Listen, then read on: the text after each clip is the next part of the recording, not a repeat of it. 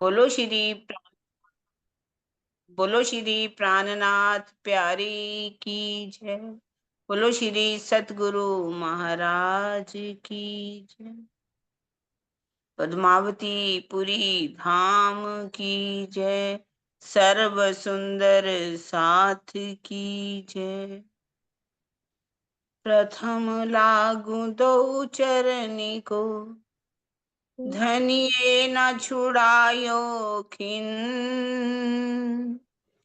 लाख तली लालेड़िया, मेरे जीव के यही जीवन। इन पांव तले पड़ी रहूं, धनी नजरी खोलो बातन। पलना बालों निरीखो नेत्रे, मेरे जीव के यही जीवन। मेरे जीव के यही जीवन। बोलो श्री प्राणनाथ प्यारी की जय। हाँ जी, सबसे पहले कोई वो तो नहीं लेना ना, सीधी नहीं नहीं। वाणी। हाँ हाँ जी, हाँ। ठीक है। हाँ। हाँ, प्रकरण हमारा 29। हम्म। लक्ष्मी जी का दृष्टांत।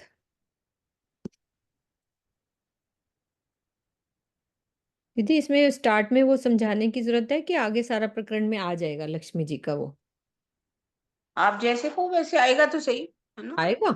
ये थोड़ा तो बहुत तो बताया, कोई थोड़ा ज्यादा नहीं बता बताया। दो, थोड़ा बता दो वो वाला। ठीक हाँ, यही बात है कि हर समय विष्णु भगवान जो है ध्यान में डूबे रहते हैं। तो एक बार जब ध्यान में डूबे थे, लक्ष्मी जी वैसे तो सबकी माया की इच्छाएं पूरी करती रहती है। जब वापिस आई तो देखा तो विष्णु भगवान तो ध्यान में डूबे हुए हैं। तब उन्होंने कहा कि आप कौन हो।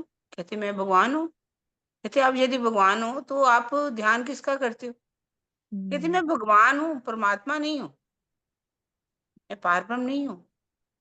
मैं उस जिसका ध्यान करता हूँ, मतलब जो हमें भी बनाने वाले हैं उनका ध्यान करता हूँ। उन्होंने कहा कि आप जिसका ध्यान करते हो उसके बारे में मुझे बताइए, वो कौन है, उनका धाम क्या है, स्वरूप क्या है, सब बात बताइए।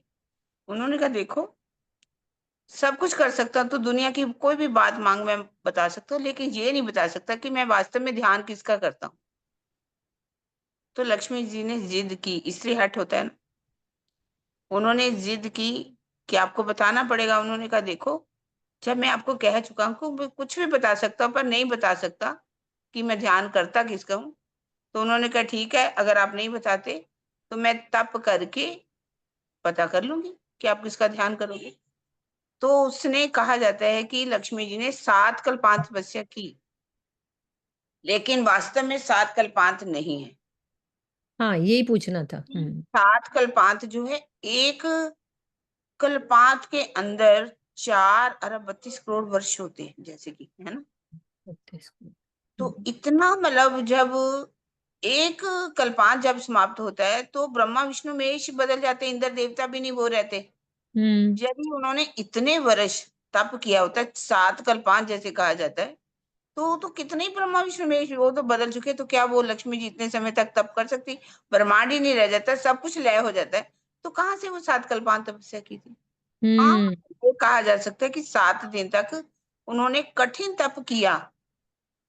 तो लक्ष्मी जी के पिताजी जो, मतलब उनके तप से धरती हिलने लगी, समुन्द्र का पानी जो है बाहर आने लगा, उछाले खाने लगा, थर थर कांपने लगी।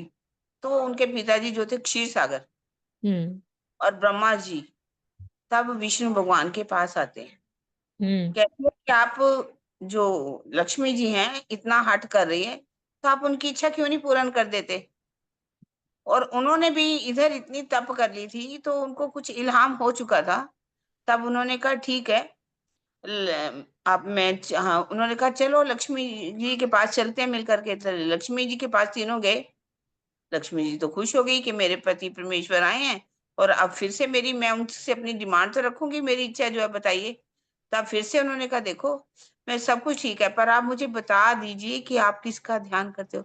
उन्होंने कहा देखो लक्ष्मी जी, अगर आप 7 कल्पांत हो क्या, अगर 21 कल्पांत भी तप कर लोगे, तब भी उनका नाम जो है मेरे मुख से नहीं आ सकता।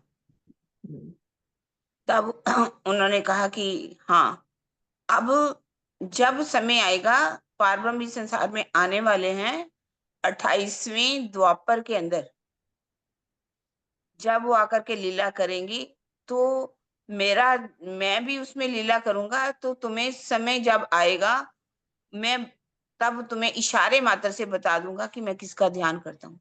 वही उन्होंने इशारे मात्र से, जब ब्रिज में माधवपुर में रुक्मिणी के साथ उनके फेरे हो रहे थे, तब उन्होंने इशारे मात्र से बताया था। जब पेट दर्द हुआ, पेट दर्द होने का बहाना किया, और फिर उसकी चरणों की जो धूली लेने के लिए, उनका कोई पतिव्रता नारी चरणों की धूली अगर दे देगी तो मेरे ये दर्द ठीक हो सकती है। हम्म। तब चरणों की धूली लेने के लिए कैसे नारद जी जाते हैं, 14 लोगों में कोई भी चरण धूली इसलिए नहीं देता, कहते अरे विष्णु भगवान के लिए हम अपने चरणों की धूली कैसे दे सकते हैं, हमने नरक में जाना है क्या, नरक में जाना है क्या। बड़े बड़े तपस्वी किसी ने भी नहीं दी। तब उन्होंने कहा कि आप वहां गए थे ब्रिज में, कहते नहीं वहां तो नहीं, क्या कहते जाओ फिर लेकर के आओ। तब वो राधिका जी के पास जाते हैं, तो राधिका जी कहती हैं कि मेरे कान्हा के दर्द हो रही है, उनको चरणों की धूली चाहिए, इधर आ इधर आ। चरणों वहां लोटपोट हो गई सारी, धूली इकट्ठी करके गठड़ी बना करके पोटली बना करके दे दी, कहते जाओ उनको लगा दो। हम्म। तो तभी इशारा मात्र में उन्होंने बताया कि ये वही गोपियां हैं, ये वही सखियां हैं जो हमारा ध्यान करती हैं, मतलब उस जिनके तन में बैठ करके लीला की थी। सारा उन्होंने सिर्फ यही इशारे मात्र में ही थोड़ा बताया कि मैं किनका ध्यान करता हूँ, ये वही ऋषि सखियां हैं। ने 7 दिन तो जब उनके जितना अंदर भी भी तो ध्यान किया उसके बाद भी नहीं बताया कि नहीं, नहीं ना, पता। नहीं नहीं बताया। हम्म। तब कहा, तब मैं इशारे मात्र में तुम्हें बताऊंगा बताऊंगा। हम्म। कि ये लक्ष्मी जी का दृष्टांत जो है हम्म। इसमें। ठीक है सुंदर सा जी, अब पढ़ते हैं अपन। इस प्रकरण में लक्ष्मी जी के दृष्टांत के माध्यम से तारतम ज्ञान की अनुपम महिमा को दर्शाया गया। अभी अभी सबने लक्ष्मी जी का दृष्टांत समझा।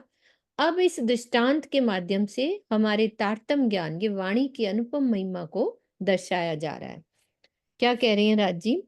कि मैं जानू निध एकली ल्यों, धाम धनी मेरे जीव में ग्रहूं, ए सुख और काहू ना देऊं, फेर फेर तुमको काहे को कहूं। श्री इंद्रावती जी कहती हैं कि हे साथ जी, मेरी ये प्रबल इच्छा है कि मैं अपने प्राणेश्वर को अपने जीव के हृदय में ज्ञान द्वारा, प्रेम और श्रद्धा के द्वारा जीव के हृदय में बसा लूं। और क्या करूं? ये अखंड निधि तारतम वाणी का रसपान अकेले ही करूं। इंद्रावती जी कह रही हैं, है ना? फिर क्या कह रही है कि मैं इस सुख को अन्य किसी भी सुंदर साथ के समक्ष प्रस्तुत नहीं करना चाहती। मुझे बार बार आपसे ये कहना भी उचित नहीं लगता। आगे क्लियर हो जाएगी। ए वचन यूं कहे ना जाए, जीव दुख पावे ना कहे जुबाएं। ए फिकर मैं बहुत तक करूं, पर देह ना पकड़े जो हृदय धरूं। तारतम वाणी के ये वचन इतनी सरलता से नहीं कहे जाते। ये वचन यो ना कहे। इस अनमोल वाणी को व्यक्त करते समय मेरा जीव बहुत दुखी होता है। जीव दुख पावे ना कहे जुबाएं, कि इस संसार में क्यों कहा जा रहा है, ये वाणी क्यों कही जा रही है। मेरी जिह्वा इसे यथार्थ रूप में प्रस्तुत भी नहीं कर पाती। मतलब जो एक्चुअल चीज है उसको मैं कह ही नहीं पाती। मुझे इस बात की बहुत ही चिंता रहती है कि मैं किस प्रकार धाम धनी की इस वाणी को यथार्थ रूप में प्रस्तुत करने में सफल हो जाऊं। मतलब बहुत इंद्रावती जी सोच रही हैं कि मैं कैसे इस वाणी को कहूं तो और इसको कहने में सफल हो जाऊं। अक्षरातीत की इस आवेशित वाणी को मैं अपने हृदय में जितना आत्मसात करती हूँ, मेरा शरीर इसे पूरी तरह से ग्रहण करके अपनी जिह्वा यानी वाणी रूप इंद्रिय के द्वारा व्यक्त नहीं कर पाता। जितना उनको मिला वो कह रही मैं व्यक्त ही नहीं कर पा रही। ए फिकर मैं बहुत तक करूं, पर देह न पकड़े जो हृदय धरूं। धनी कहावे तो यूं कहूं, ना तो ए सुख औरों क्यों दूं। हमारे लिए कह रहे राज जी, ए देते मेरा जीव निकसे, ए बानी मेरे जीव में बसे। मेरे प्राणेश्वर अक्षरातीत मुझसे ये ब्रह्मवाणी कहलवा रहे हैं, तो मैं कह रही हूं हमारे लिए राज्य कहलवा रहे हैं। अन्यथा ज्ञान रूप में प्राप्त होने वाला ये सुख मैं अन्य किसी को भी नहीं देना चाहती। ये तारतम वाणी मेरे प्राणों में बसा करती है। जब मैं अन्य किसी को ये सुनाती हूं तो मुझे ऐसे लगता है कि जैसे मेरे प्राण ही निकल जाएंगे।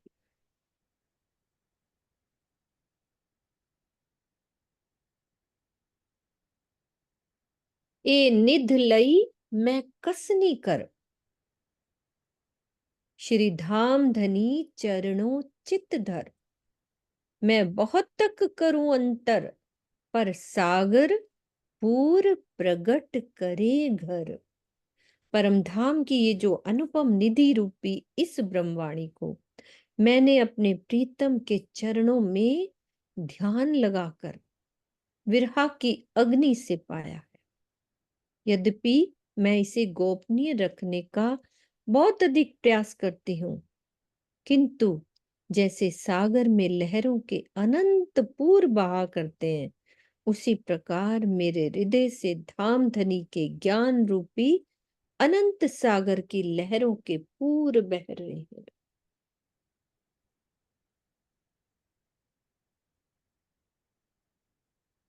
ए बानी धनी अंतर्गत कही, कहने की शोभा काल बुद्ध को भई।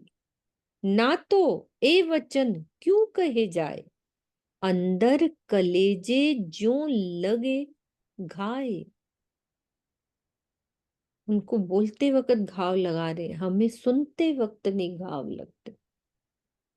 इस तारतम वाणी को मेरे धाम हृदय में विराजमान होकर स्वयं प्रीतम अक्षरातीत ने कहा है और मेरे इस मिथ्या तन को कहने की शोभा दी है।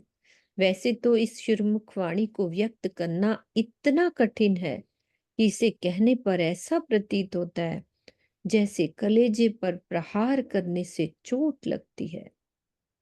ऐसी स्थिति में प्रश्न ये होता है कि इसे शब्दों में कैसे व्यक्त किया जाए। तो इस चौपाई के तीसरे चरण में प्रयुक्त ना तो के वास्तविक आशय है, नहीं तो के स्थान पर वैसे तो होगा। वैसे तो कलेजा फारसी शब्द का भाषा का शब्द है जिसका आशय दिल से होता है। जैसे यहाँ आया है ना, नहीं तो, ना तो, इसकी बात कह रहे हैं कि वैसे तो, कि मतलब उसका मीनिंग है ना तो के स्थान पर वैसे तो होगा। वास्तविक जो आशय है ना वो।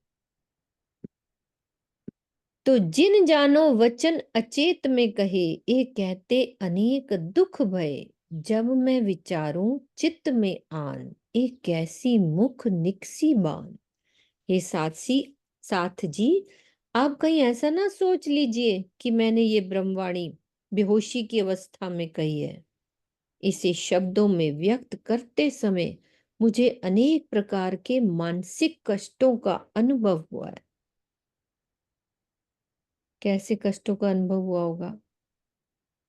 जब मैं इस बात पर अपने हृदय में विचार करती हूँ कि मेरे इस नश्वर तन से धाम धनी ने परम धाम की अलौकिक ब्रह्मवाणी को व्यक्त कैसे करा दिया, तो मुझे बहुत ही आश्चर्य होता है।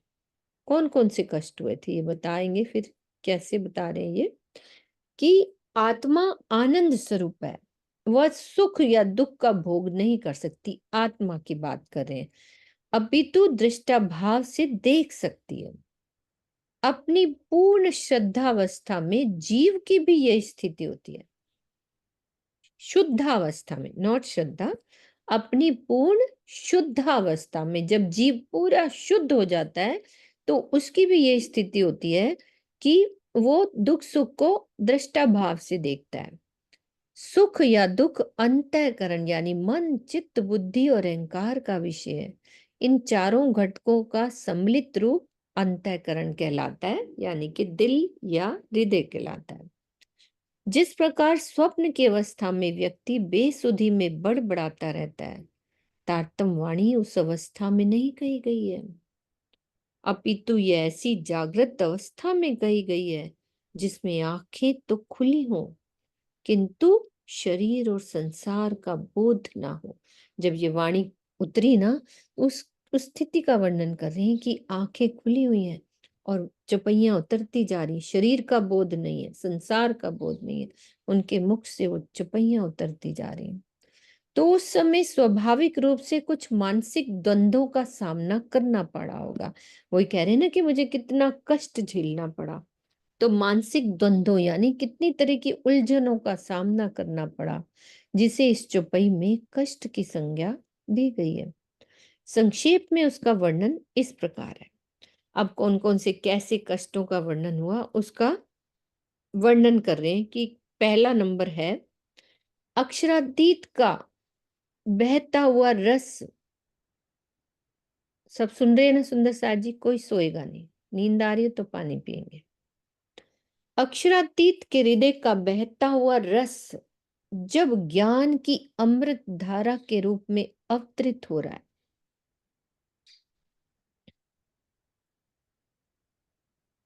तो इस संबंध में ये शंका अवश्य उठती है कि इस अनमोल ब्रह्मवाणी को इस संसार में अवतरित करने की आवश्यकता ही क्या थी? क्या संसारिक जीवों के लिए इसका परिणाम वैसा ही नहीं होगा जैसे किसी अंधे या पागल व्यक्ति को हीरे मोतियों के हारों से सुसज्जित करके उसका श्रृंगार करना, या उसर भूमि में मूल्यवान बीजों को बिखेरना, अर्थात तपते रेगिस्तान में केसर की कृषि करने का दीवा स्वप्न पालना। कि केसर की जो कृषि मतलब वो होती है खेती, वो कि तपते रेगिस्तान में थोड़ी ना होती है।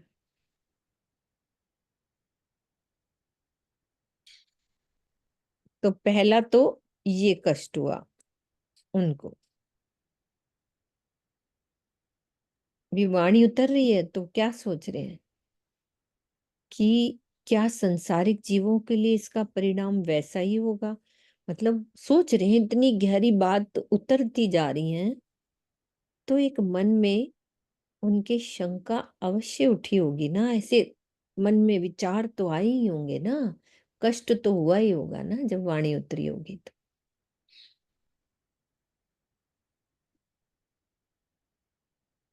तो पहला कारण ये बताया स्वामी जी ने। दूसरा कारण क्या बता रहे हैं कि परम धाम तथा युगल स्वरूप की शोभा, गरिमा और लीला शब्दातीत है। बोधगम्य होने के लिए लौकिक दृष्टांत तो देने ही पड़ते हैं, किंतु ऐसा करने से यह मानसिक पीड़ा भी झेलनी पड़ती है कि हीरे को कांच कहकर कहीं ना कहीं अपराध किया है। आप कौन से उदाहरण दिए? एक उदाहरण दे के समझाओ सुंदर साथ जी, कहाँ पे दी होगी? परम धाम की युगल स्वरूप की शोभा, गरिमा और लीला के बारे में जो भी वाणी में कहा गया, तो कुछ दृष्टांत दिए होंगे वाणी में, तो कहाँ की बात हो रही है ये किरण दीदी? कुछ तो ऐसा हो है ना जिसमें मानसिक पीड़ा उनको झेलनी पड़ी।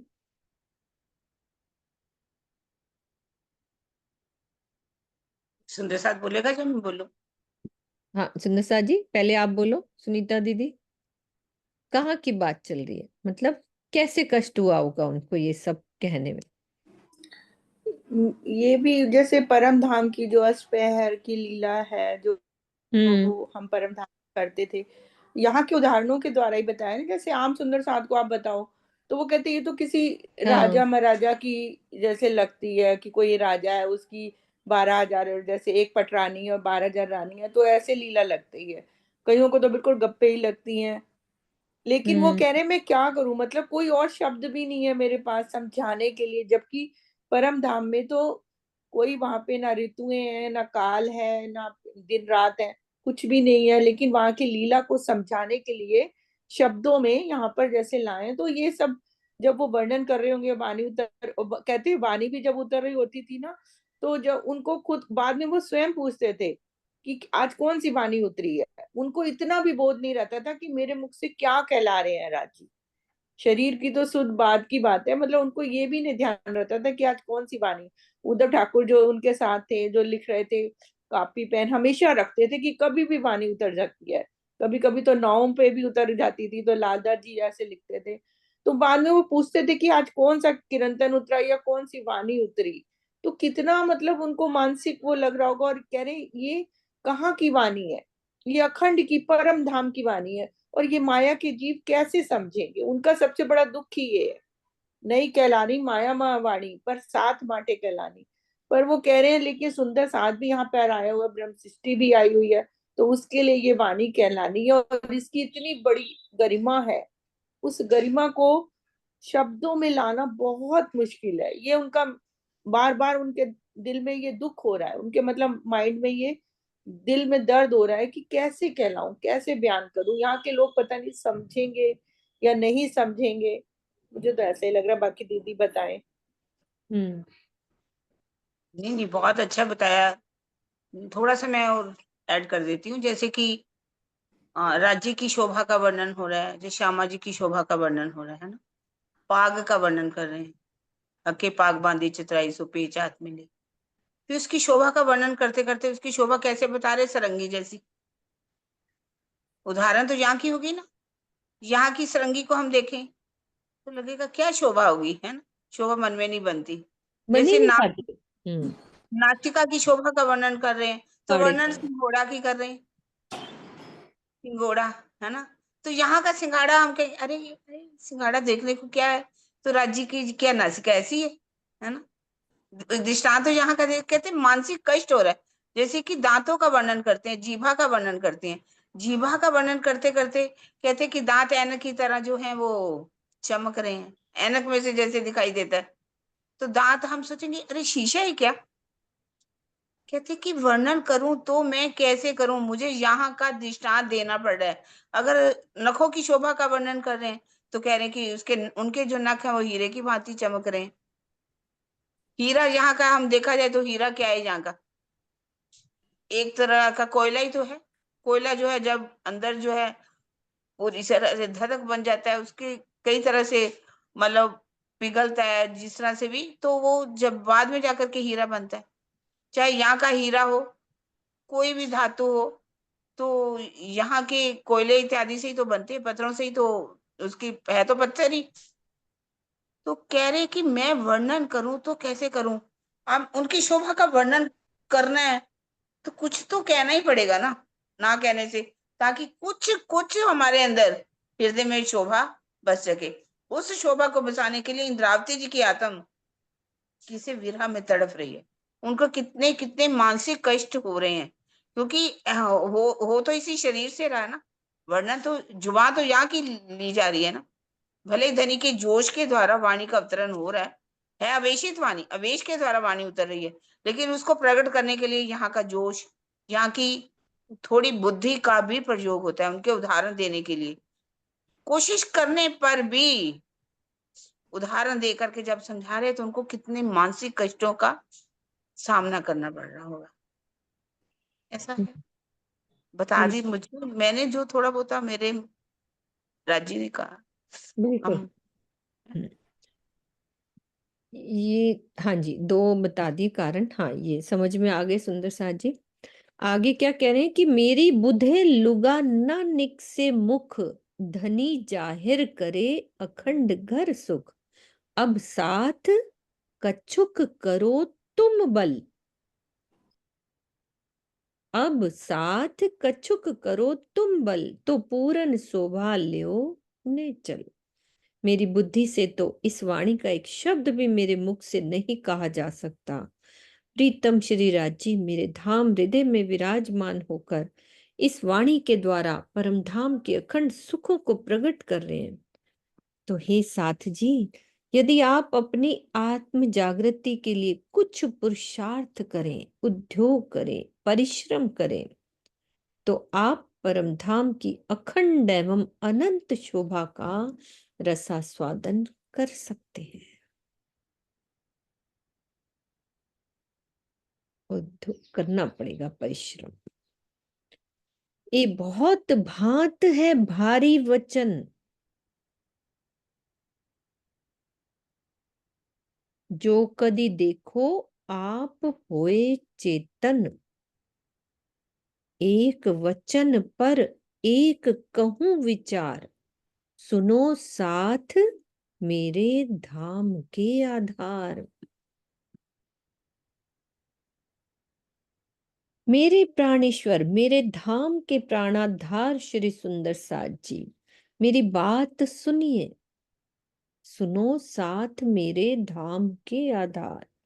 कदाचित यदि आप जागरूक होकर विचार करें तो ये स्पष्ट होगा कि तारतम वाणी के वचन अनेक प्रकार से बहुत ही गरिमामयी है। मैं तारतम वाणी के वचनों से संबंधित अपना एक विचार व्यक्त करती हूँ। इन वचन पर एक कहूं विचार। अब विचार करेंगे अगली चौपाई में। तो भावार्थ में बता रहे हैं कि तारतम वाणी इन कारणों से बहुत अधिक गरिमा, आया ना कि गरिमा है। हाँ, बहुत भात है भारी वचन भी गरिमामयी है ये वचन। तो किस वजह से है उसका स्वामी जी भावार्थ में बता रहे हैं कि ये मानवीय बुद्धि कौशल की रचना नहीं है ये वाणी, अपितु स्वयं अक्षरातीत ने अपने आवेश स्वरूप से श्री महामती जी के धाम हृदय में विराजमान होकर कही है। तो इसीलिए गरिमा है। इसके सभी कथन सार्वकालिक एवं सर्व कल्याणकारिक हैं। यानी ये नहीं कि प्रेजेंट के लिए है, भूत भविष्य सभी कालों के लिए। अभी हम पढ़ रहे हैं तो अभी के लिए, ये नहीं कि पहले उनके महामती जी के तन से जो लीला हुई, जो बीतक में हुई, उन्हीं के लिए नहीं, सिर्फ हमारे लिए भी है और आगे क्या होना है उसके लिए भी है। और सर्व कल्याणकारी, सबों का कल्याण होता है इस वाणी से। ये वाणी परमधाम की सीधी राह दिखाती है।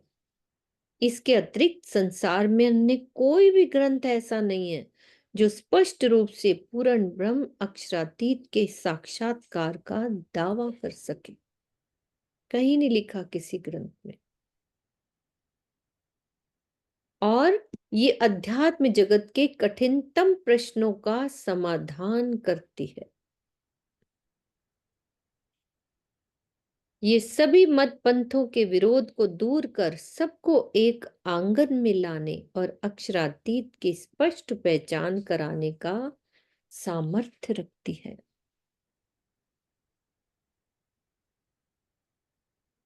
धड़ थे सिर कोई न्यारा करे, तो आधा वचन ना मुख थे परे। जो कोई सारे सकल संधान, तो कहा न जाए पाओ लुगा निर्वाण। कि यदि इस संसार का कोई भी व्यक्ति इस श्री मुखवाणी के समकक्ष अन्य किसी ग्रंथ की रचना के प्रयास में शक्ति प्राप्त करने हेतु अपने शरीर से सिर भी काट कर अलग कर दे, तो भी उसके द्वारा इस वाणी का आधा शब्द नहीं कहा जा सकता। इसी प्रकार यदि कोई अपने शरीर के अंग अंग को शरीर से अलग कर दे, तो भी इस वाणी का एक शब्द का चौथाई भाग भी नहीं कह सकता। तो जिस प्रकार अपने कठोर तप और पुरुषार्थ के द्वारा महर्षि पाणिनि, उदाहरण दे रहे कि कैसे किया सबने इस वाणी के लिए, महर्षि पाणिनि और कालिदास ने अनुपम ग्रंथों की रचना करने का सामर्थ्य प्राप्त किया। उसी प्रकार के पुरुषार्थ से यदि कोई अपना सिर कटा दे या शरीर के अंग अंग को शरीर से अलग कर दे, तो भी तारतम वाणी के एक शब्द की भी रचना की योग्यता उसमें नहीं आ सकती। उपरोक्त कथन में शब्द का आशय तथ्य से है और यह कथन अतिशयोक्ति अलंकार की भाषा में है। तारतम वाणी के शब्द तो लोक व्यवहार में भी प्रयुक्त होते हैं, बोलचाल में, किंतु परम धाम को लक्ष्य करके जो बातें कही गई हैं उसके एक तथ्य का कोई अंश भी मानवीय बुद्धि द्वारा प्रस्तुत नहीं किया जा सकता। क्लियर है ना?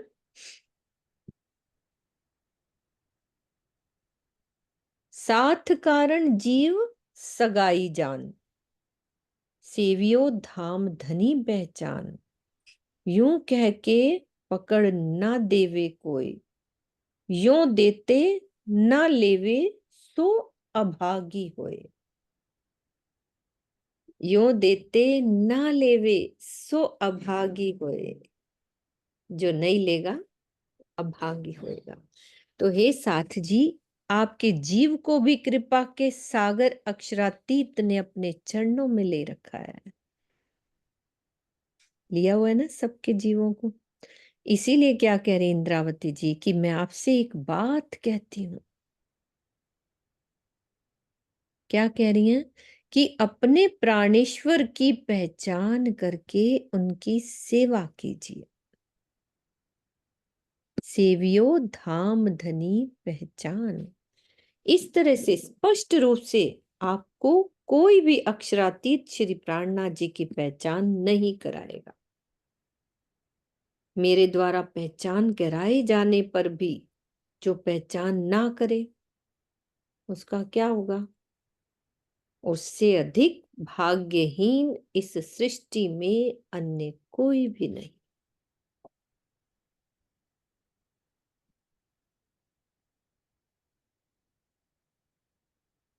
तो इस चौपाई से पूर्व की चौपाइयों में ये बात दर्शाई गई कि धनी धाम पहले धाम धनी पहले वाले श्री देवचंद्र जी के तन को छोड़कर दूसरे श्री महाराज जी के तन में लीला करें।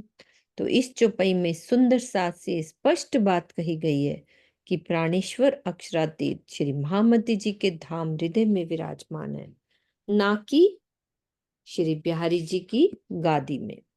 ऐसी स्थिति में उन सुंदर साथ को भी आत्मचिंतन करना होगा कि वो किस आधार पर श्री प्राणनाथ जी को संत कहते हैं, कवि, महापुरुष और बहुभाषाविद की लौकिक मान्यताओं में बांधते हैं। तो क्या उनके बुद्धि कौशल की सार्थकता श्री प्राणनाथ जी के स्वरूप को छोटा दर्शाने में ही है? तो उनकी बात कर रहे हैं।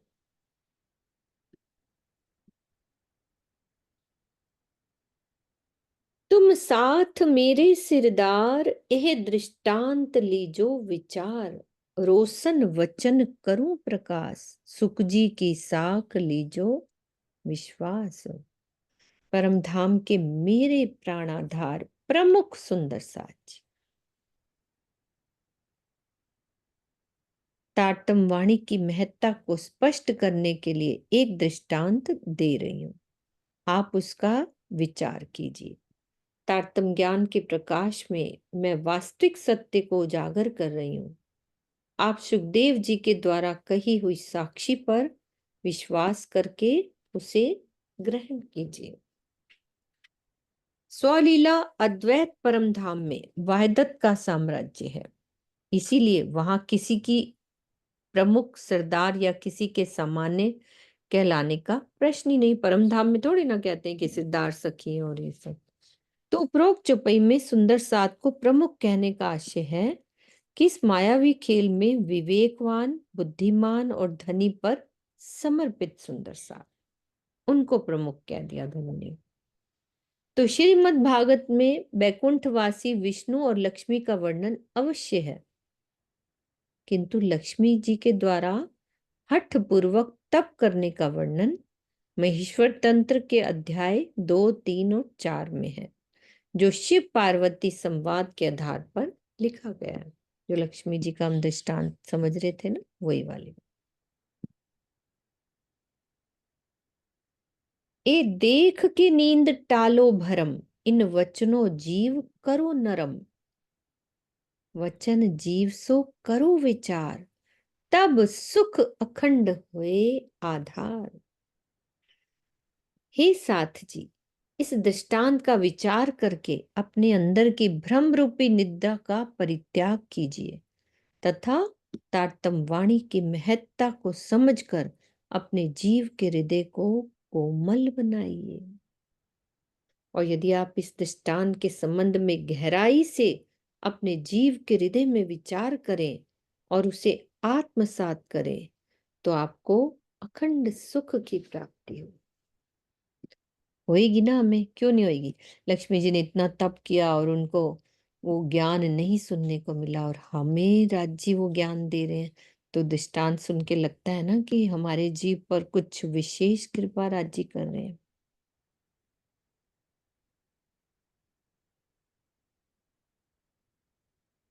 पीयू पहचान टालो अंतर, पर आत्म अपनी देखो घर। इन घर की कहा कहूं बात, वचन विचार देखो साक्षात। फिर क्या करना है? पहचान होने के बाद श्री मुखवाणी के प्रकाश में प्रीतम अक्षरातीत की पहचान करके माया के पर्दे को हटा दीजिए तथा प्रेममयी चित्वनी के द्वारा परात्म अपनी देखो घर, अपनी परात्म एवं परम धाम को देखिए। अपने परम धाम के संबंध में मैं क्या कहूं? इन घर की का कहूं बात, वचन विचार देखो साक्षात, कि आप तारतम ज्ञान से उसका चिंतन करके प्रेममयी चित्वनी के द्वारा प्रत्यक्ष दर्शन कीजिए।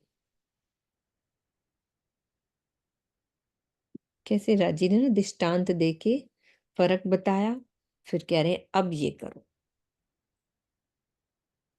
अब जाहिर लीजो दृष्टांत, जीव जगाए करो एकांत। 14 भवन का कहिए धनी, लीला करे बैकुंठ विखे घनी। अब मैं प्रत्यक्ष रूप से उस दृष्टांत का वर्णन कर रही हूं। पहले उन्होंने ऐसे बताया, अब कह रहे हैं कि उस दृष्टांत का मैं वर्णन कर रही हूं। अब जाहिर लीजो दृष्टांत, आप इस संबंध में गहन चिंतन करना है, हमें करना है ना सुंदर साथ जी। गहन चिंतन करके अपने जीव को ज्ञान द्वारा जागृत कीजिए और जीव की एक निष्ठता का भाव अक्षरातीत के प्रति केंद्रित कर दीजिए। 14 लोकों में सर्वोपरि 14वां लोक कौन सा है? सबको पता है, बैकुंठ है, जिसमें लक्ष्मीपति विष्णु भगवान लीला करते हैं। तो यहाँ एकांत का तात्पर्य क्या है? अभी वर्णन आया ना, जीव जगाए करो एकांत। तो इसका क्या मतलब है? ऐसा स्थान जहां प्रिया प्रीतम के अतिरिक्त अन्य कोई भी ना हो। तो इस चौपाई में दूसरे चरण में जीव को एकांत करने का तात्पर्य ये है कि वह अपने और धनी के बीच प्रत्येक पर्दे, चाहे लौकिक सुख हो चाहे संबंधियों का मोह हो, उसको हटा दो, जीव को एकांत कर लो, तभी ये बात समझ में आएगी। जीव जगाए करो एकांत।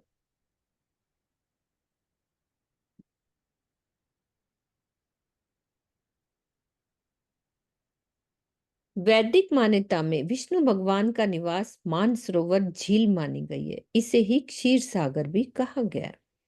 सभी पाताल लोक पृथ्वी पर स्थित सागरों के किनारों के भाग हैं, जो जैसे अमेरिका का है उसको कहते हैं कि पाताल लोक। भूवर लोक क्या है? अंतरिक्ष लोक है, जिसमें सभी लोक लोकांतर स्थित हैं। अन्य सभी लोग संप्रज्ञात समाधि से प्राप्त होने वाले सुखों की अवस्था विशेष है, स्थान विशेष नहीं है।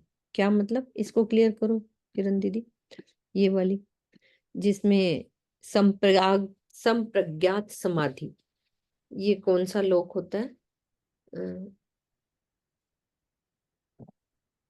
ये ऊपर के जितने भी लोग हैं वो अंतरिक्ष माने जाते हैं ना, भू लोग, भूवर लोग, ये तो नीचे के हो गए, भूलोक, भोलोक, मरलोक, जानलोक, तपलोक, सतलोक, ये ऊपर के, सॉरी, है ना।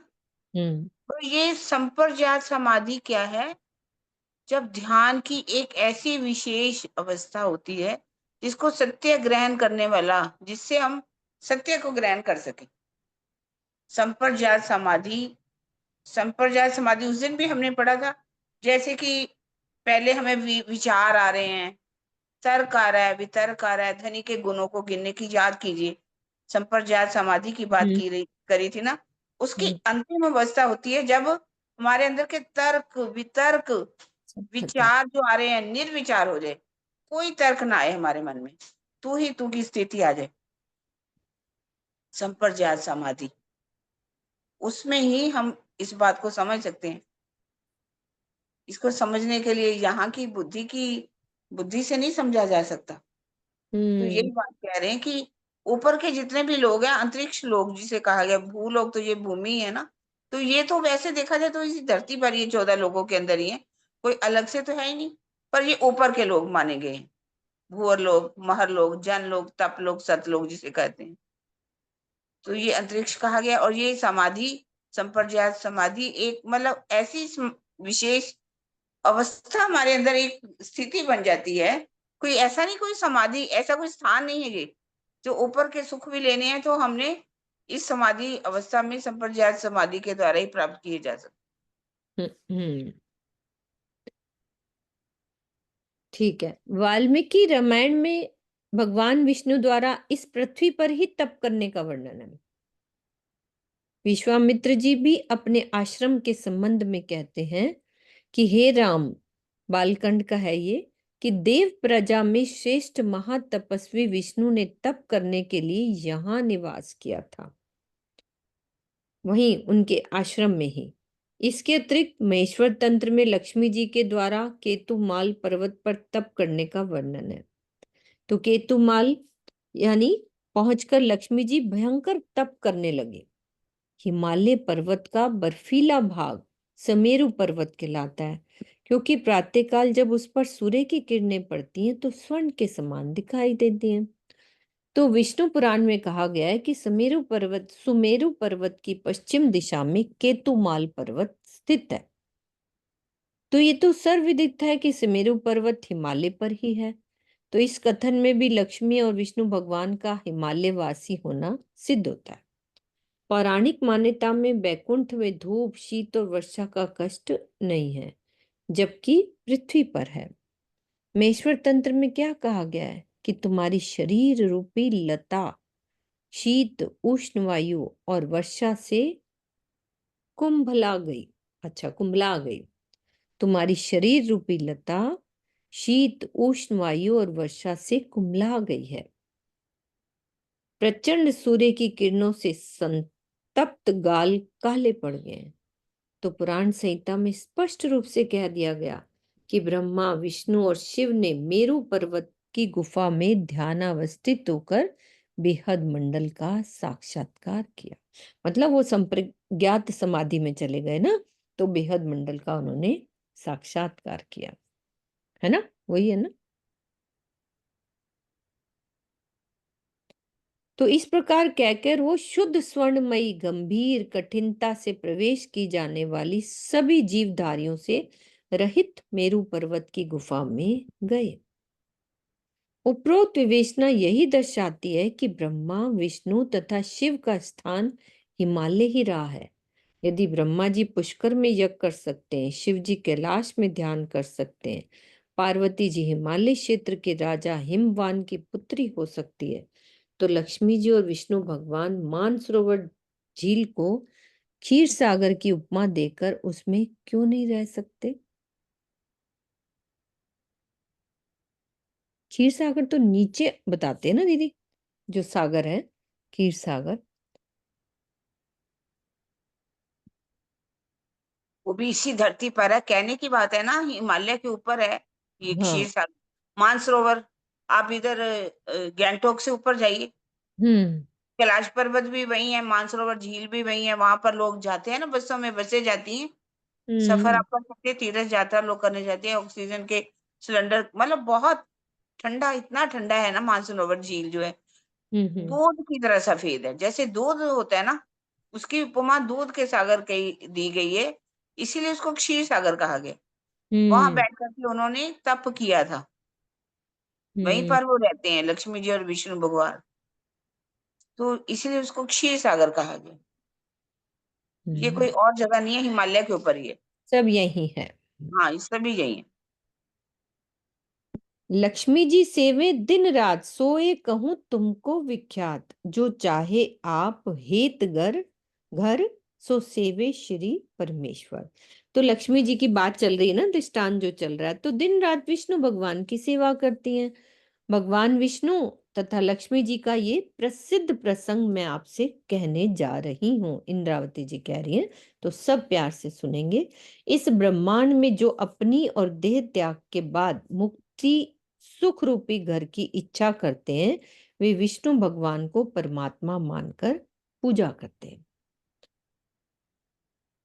ब्रह्मादिक नारद कई देव, कई सुर नर करे ए सेव, ब्रह्मांड विखे केते लेओ नाम, सब कोई सेवे श्री भगवान। तो ब्रह्मा आदि देवता, नारद जी जैसे देवर्षि, अन्य देवगण तथा मनुष्यों में बड़े बड़े महामानव भी इन्हीं विष्णु भगवान की सेवा किया करते हैं। तो इस ब्रह्मांड में ऐसा कौन है जो भगवान विष्णु को पूज्य नहीं मानता है? तो वस्तुतः इस संसार के सभी लोग विष्णु भगवान की पूजा करते हैं। तो सेव का आशय श्रद्धा रखने या पूजा करने से। फिर ए लीला सेवे कर सार, सेवंता न पावे पार, पहले सेवा करी है गने, सो देखियो सुख व्यास वचने। तो विष्णु भगवान की लीला को सबका सार मानकर ब्रह्मा आदि देवता तथा अन्य भक्तिजन उनकी सेवा करते हैं, किंतु उनका पार नहीं पाते हैं। यदि सुखदेव एवं वेद व्यास जी के वचनों को देखें तो ये स्पष्ट हो जाता है कि इन भक्त जनों ने पहले विष्णु भगवान की बहुत अधिक सेवा की है। ये तो है ऐसा समृद्ध सेवक के सब सारे अरत, अब तुम या को देखो ज्ञान, बड़ी मत का धनी भगवान। तो ये विष्णु भगवान इतने समर्थवान है कि सेवकों के संपूर्ण अभिप्राय को पूर्ण कर देते हैं, और ये सारे जगत में श्रेष्ठ बुद्धि के स्वामी भी कहे जाते हैं। अब इनके ज्ञान की वास्तविकता को देखिए। एक समय बैठे धर ध्यान, बिसरी सुध शरीर की सान, ये हमेशा करे चितवन, अंदर काहू ना लखावे किन। तो एक समय की बात बता रहे हैं कि भगवान विष्णु इस प्रकार गहन ध्यान में बैठ गए कि उन्हें शरीर की जरा भी सुध नहीं रही। यद्यपि वो हमेशा ध्यान किया करते थे, किंतु कभी भी किसी को उनके विषय में बताते नहीं थे। ध्यान जोर एक समय भयो, लाग्यो स्नेह ढाप्यो न रहो। फिर क्या होता है, लक्ष्मी जी आए तिन समय, मन अचरज भये विस्मय। अब उनका ध्यान इतना गहरा हो गया कि उसमें जो अपने आराध्य के प्रति प्रेम प्रेम था वो छिपा नहीं रह सका और आंसुओं के रूप में छलक पड़ा। उसी समय लक्ष्मी जी भी वहां पहुंची और भगवान जी की ये मनोदशा देखकर गहन आश्चर्य में डूब गई कि क्यों रो रहे हैं, क्यों आंसू निकल रहे हैं इनके। तो आए लक्ष्मी जी ठाड़े रहे, भगवान जी तब जागृत भये, करी विनती लक्ष्मी जी ताहे, तुम बिन हम और कोई सुनिया नाई। अब लक्ष्मी जी क्या कहती हैं, विष्णु भगवान के सामने आकर खड़ी हो जाती है। तब उनका ध्यान टूटा। लक्ष्मी जी ने भगवान विष्णु से प्रार्थना की कि मैंने तो आपके अतिरिक्त अन्य किसी को भी परमात्मा के रूप में सुना ही नहीं है, कि आप ही भगवान हो और सब आप ही की पूजा करते हैं। जैसे अभी अगली चौपाई में हमने सुना कि सब आपको परमात्मा मानते हैं। फिर क्या पूछती है उनको, किनका तुम धरत हो ध्यान, सो मोहे कहो श्री भगवान, मेरे मन में भयो संदेह, कहे समझाओ मोको ए। हे भगवान जी, आप कृपा करके ये बताओ कि आप ध्यान किसका करते हो। आपको ध्यान करते हुए देखकर मुझे इस बात का संदेह हो गया है कि कोई आपके अतिरिक्त भी अन्य परमात्मा है जिसका आप ध्यान करते हो? तो आप कहती हैं कि मेरे इस संशय का निवारण करके समझाने का कष्ट करो। कौन स्वरूप बसे किन ठाम, कैसी शोभा कहो कहा नाम, ये लीला सुनो श्रवण, फेर फेर के लागो चरण। आप कृपा करके ये बताइए कि अभी थोड़ी देर पूर्व आप जिनका ध्यान कर रहे थे वो कौन है, उनका निवास कहाँ है, उनकी शोभा कैसी है, उनका नाम क्या है, मैं उनकी लीला के विषय में सुनना चाहती हूँ। ये कहकर लक्ष्मी जी बार बार भगवान विष्णु जी के चरणों में प्रणाम करने लगी। तो अब क्या कहते हैं भगवान विष्णु जी? जवाब देते हैं कि सुनो लक्ष्मी जी ए वचन, ए बात प्रकाशो जिन, लक्ष्मी जी कहो त्यों करूं, मेरा अंग तुम थे न परूं। अब भगवान विष्णु कहते हैं लक्ष्मी जी मेरी ये बात सुनिए, आप इस प्रकार की बातें ना पूछें, इसके अतिरिक्त आप जो कुछ भी कहोगे मैं उसको उसे सहर्ष करने के लिए तैयार हूं। फिर और कहते हैं कि आप तो मेरी अंग रूपा हो, मैं आपसे अलग नहीं हूं। सुनो लक्ष्मी जी कहूं तुमको, पहले सिवे पूछा हमको, इन लीला की खबर मुझे ना आए, सो क्यों कहूं मैं इन जुबाएं। लक्ष्मी जी मैं आपसे एक बात कहता हूँ, पूर्व काल में भगवान शिव ने भी मुझसे इस प्रकार का प्रश्न मतलब आगे किया होगा शिव जी ने विष्णु जी से कि आप किसका ध्यान करते हो। तो ये तो निश्चित है कि मैं जिस लीला का ध्यान करता हूँ उसकी मुझे कोई भी जानकारी नहीं है। ऐसी अवस्था में मैं अपनी इस जिह्वा से उसका वर्णन कैसे कर सकता। तो ए वचन जिन करो उचार, ना तो दुख होसी अपार, और इतका जो करो प्रश्न, सो 14 लोक की करूं रोशन। इसीलिए वो क्या कह रहे हैं विष्णु भगवान जी, इसलिए आप इस प्रकार की बातें ना करें, अन्यथा उसका उत्तर ना मिलने से आपको बहुत अधिक दुख होगा।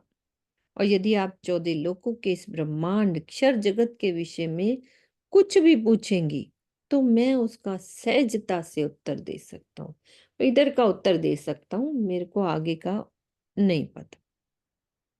तो जिन आशंका आनो ए जिन पूछो संदेह, लक्ष्मी जी तुम करो करार, मुख थे वचन ना आवे बाहर। लक्ष्मी जी आप संशय अपने मन में इस बात का जरा भी संशय ना कीजिए कि मैं आपको बताना नहीं चाहता, और आप संशयग्रस्त होकर ये प्रश्न भी ना पूछिए। आप धैर्य पूर्वक अपने मन में शांति बनाए रखिए। मैं चाहकर भी उस अखंड धाम के संबंध से अपने मुख से कुछ कहने में पूर्णतया असमर्थ हूं। हाँ जी सरोज दीदी टाइम हो गया अपन ने। हाँ जी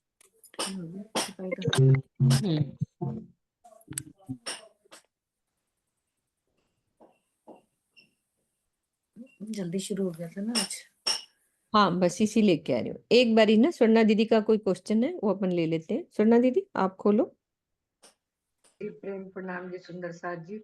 ये 20 चौपाई से ना जहाँ से लक्ष्मी जी का प्रश्न शुरू होता है और ये 27 तक पढ़ी है ना हमने, और यहाँ का मेरा स्क्रीनशॉट मतलब इसका स्क्रीनशॉट लेके मेरे को सेपरेट भेज दो दीदी ये तो आपको मैं चुप ही बता देती हूँ ना, आपके पास वाणी नहीं, होएगी ना। नहीं भावार्थ भी तो चाहिए ना मुझे तो मुझे किसी को देना है तो ऐसे मेरे पास ये वाले टीके वाले नहीं है ना। अच्छा ये नहीं है तो हाँ एक जी सुंदर साथ सेवा करो, उनको फोटो खींच के, किसके पास राज्य है तो अनिल भैया 20 से लेकर 27 तक इनको नहीं, राज्य इससे में। आगे भी देख लो एक बार, इससे आगे भी वो अभी बता रहे हैं ना, उससे आगे देखना एक बार अभी ऊपर कल करना। पढ़ेंगे ना, अनिल भैया से बात कर लेना, वो आपको किताब में से उनके पास सब राज्य हैं वो भेज देंगे आपको, चलो ठीक है है। ना। क्योंकि हम चलो, आगे अभी कल पढ़ेंगे ना दीदी ये वाली, या तो कल ले लेना पूरा पढ़ेंगे, तो नहीं तो अनिल भैया पहले दे देंगे आपको, ठीक है ना। ठीक है जी, ठीक है ठीक है, उन प्रणाम। घर में तो है ही राज्य उनके पास, तो वो घर में फोटो खींच के 20 से लेकर वो दे देंगे। तो आपको लक्ष्मी जी का दृष्टांत पूरा एक बारी करना है ना, पूरा ले लेना ना। जो जो परवाही है ना, हाँ वही उनको चीजों को बताओगे ना। समझते नहीं है, उनके लिए मैं ले रही अब हूँ। मैं समझ गई हूँ दीदी, तो आप पूरा ले लेना तो फिर ढंग से पूरा समझा पाओगे आप। हाँ जी। ठीक है, तो अपन चौपाई दोहराते हैं। जिन आशंका आनो ए जिन पूछो संदेह, लक्ष्मी जी तुम करो करार, मुख ते वचन न आवे बाहर, मुख ते वचन न आवे बाहर। बोलो श्री प्राणनाथ प्यारे की जय, सतगुरु महाराज की जय।